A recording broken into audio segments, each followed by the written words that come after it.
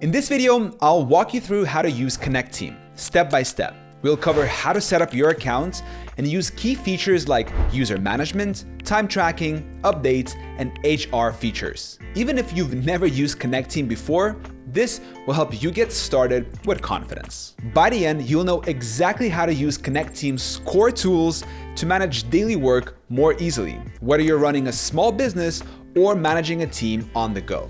You can find timestamps in the description, so feel free to skip to the parts that matter most to you. First, what is Connecteam? It's an all-in-one work management app built for deskless teams. It brings everything your team needs, like time tracking, task management, and communication, into one simple app so you don't have to juggle multiple tools. Before we jump in, quick heads up, there's a link in the description to sign up for Connecteam. Using that link gets you a 14-day free trial to test it out. And even better, if you're a team of under 10 users, it's totally free forever. Plus, using the link helps support the channel at no extra cost to you.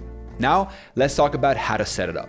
Getting started with Connecteam. Setup and first login. Connecteam offers a 14-day free trial, which you can use to explore the platform and determine if it meets your needs. Signing up for the Connecteam trial is pretty straightforward. First, click the link in the description to land on the Connecteam website. All right, once you're there, click Get Started. Now just enter your personal details.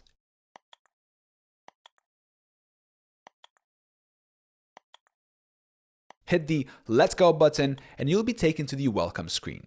Next, you'll need to enter your company name and your role. After that, you'll be asked how many employees are in your organization and what industry you're in. Once you pick an industry, it'll also ask you to choose a sub-industry that fits best. All right, on the next screen, you'll see a list of features you can enable. For this tutorial, we're going to select all of them, but feel free to only choose the ones you actually need. This helps keep things simple. Now it's time to upload your company logo. Just click Browse, find your logo file on your computer, and hit Next. Almost done. Go ahead and enter your phone number. This will be the number you will use to log in from now on. And that's it. You will now land on the Connecteam dashboard, ready to start setting things up. One of the things I really liked about the Connecteam dashboard is that at any time, you can archive or delete the apps you don't plan to use right from the sidebar. It's a simple way to declutter and keep only the tools you actually need front and center. So if I'm not planning to use the events feature anytime soon, I can just archive it. Or if I know I'll never use it, I can go ahead and delete it for good. If I scroll to the bottom, I can also add a new section by clicking the Add Section button here. Adding your first employees, admin perspective. All right, so next up, let's look at how to add new users to your Connecteam dashboard. First, make sure you're logged into the Connecteam admin dashboard on a desktop. Then head over to the Users tab, it's right here. Once you're there, click the Add Users button, and then choose the option that says Plus Add Manually. Now you'll see a form where you can enter the user details. All you need to add a user is their name and phone number. So go ahead and do that for each team member you want to add. And if you want to include more details like email addresses or other attributes, just click the toggle icon to reveal more options. For example, here we'll turn on the email attribute and fill it in for one of our users. Creating smart groups. All right, the next feature I want to show you guys is something Connecteam calls smart groups. It's basically a way to create groups to automatically organize your users based on certain parameters. Members of each smart group only see the content they need or are allowed to access. No manual sorting needed. After you've created all your users, I highly recommend setting up smart groups. It'll help you get way more out of Connecteam. To get started, click Smart Groups from the sidebar. Once you're in, you'll see different ways you can group your users. For example, you can create a general group, like one for your engineers or managers. Just click the Add Group button and it'll open up the new group creation window. Start by giving your group a name and a short description, something that makes it clear who this group is for. Then you can set up the rules that will automatically add people to this group. For example, let's say I want to add everyone with the title Manager. I'll click Filter, then choose Title, set it to Is, and type in Manager. Now, if I want to narrow it down further, I can add another rule. So I'll click Add, then select Gender, and set it to Is and type Female.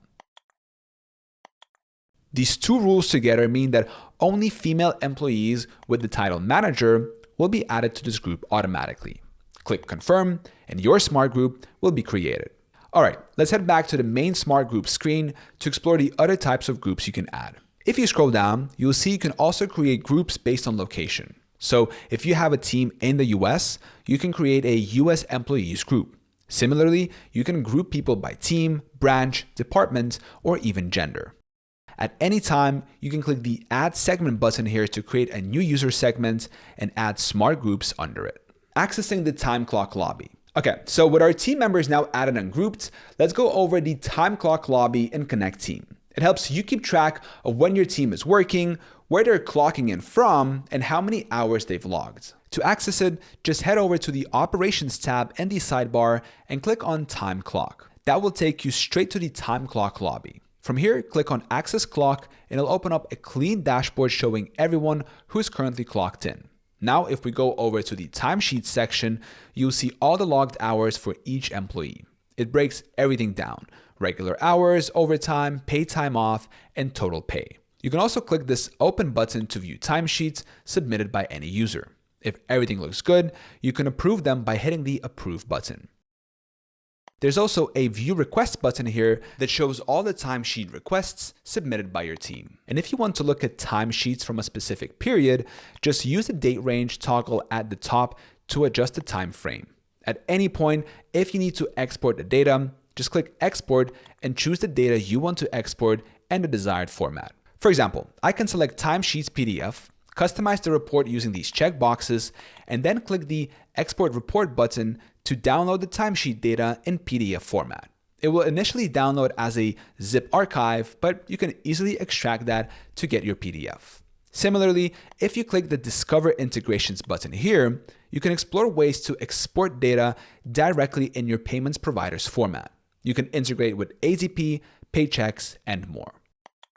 Now let's switch back to the Today tab. Here you will see a list of employees who've clocked in today, along with their total hours, clock out times, overtime, paid time off, and basically all the key info you'd want for the day.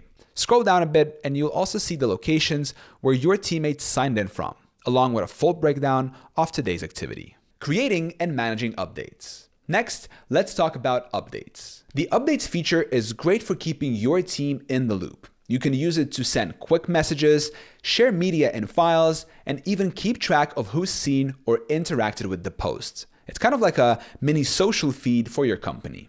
To create an update, click the Updates tab from the sidebar, then hit the Get Started button. Now, you'll be asked whether you want to start from scratch or use a template. Let's go with a template to keep it simple. Scroll through the list until you find one that fits what you're trying to do. For this demo, we'll use the Happy Birthday template. Once it opens, you'll be able to customize everything to your liking. You can pick a fun, decorative background or just go with a plain color if that fits better. Scroll down a bit and you'll see you can add all sorts of stuff: images, videos, GIFs, YouTube links, live poll, and more. If the update has something sensitive in it, you can check this box to stop users from downloading the file. There's also a preview on the right, so you can see exactly how it's going to look before you send it out. That's super handy. Once you're happy with how it looks, go ahead and click Next. Now, you'll choose who gets to see the data. This is one of the places where those smart groups we set up earlier really come in handy. You can target just the right group without having to add people manually. Click Next again, and here you can set how and when the update will be published. You can send it right away or schedule it for later. Turn notification on or off, decide how it shows up in the feed, allow or block likes and comments, and even set a time for when it should disappear from the feed. Once you've picked your settings, hit Next one last time. Now just review everything on the final screen, and if it all looks good, click Confirm.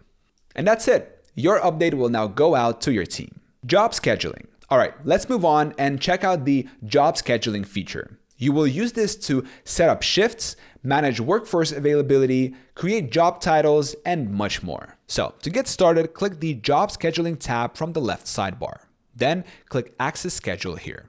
Okay, so this is the main job scheduling dashboard. As you land, you'll see the overall weekly schedule at a glance. You'll see who is working when, which shifts are unassigned, and much more. The auto-assign shifts is a personal favorite, as sometimes scheduling can get messy, and it's always nice to have something to fall back on. First, let's see how we can add job titles. Click this Job List button here, and then Create New to open the job creation screen. Here you can fill out the job title, code, description, and location for the job. Finally, you can select a group or specific users who are qualified for this job by clicking this Edit button and making your selections. Once you're happy with everything, click the Save button to create the job. If you ever want to change how the scheduler looks, click the View Options dropdown. You can switch between viewing by jobs or by users, depending on how your organization assigns shifts. The goal here is for you to have the ability to simplify your day-to-day scheduling by tweaking the view to exactly what you need. All right, so another cool UX feature of the dashboard is that you can view upcoming and historical scheduling conflicts with a single click of this button here.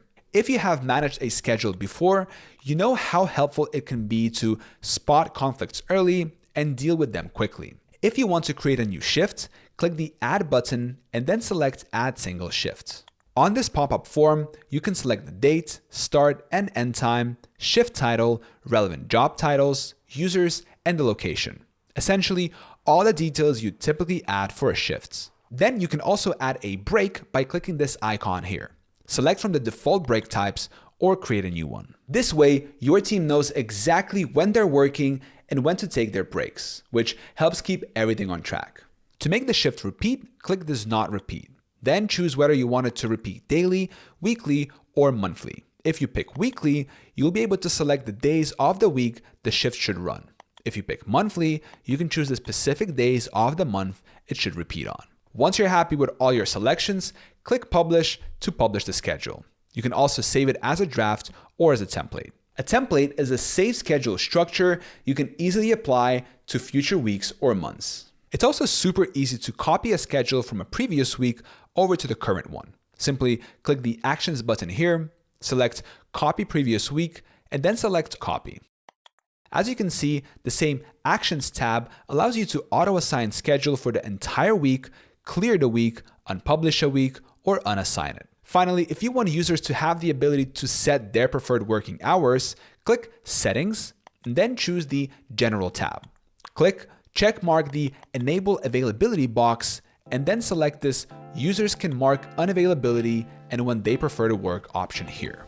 Once you do this, your team members will be able to mark their preferred working hours and any times they are unavailable directly from their own app. Their preferences will then also start showing on the main scheduling dashboard. And that's it for this quick walkthrough. We only covered some of the core features to give you a feel of how Connecteam works. The platform has a lot more to offer, and the interface is pretty simple to use once you get the hang of it. If you ever need help, Connecteam has a solid knowledge base and step-by-step video tutorials to guide you through anything else. And if you haven't signed up yet, just use the link in the description to get started with Connecteam today.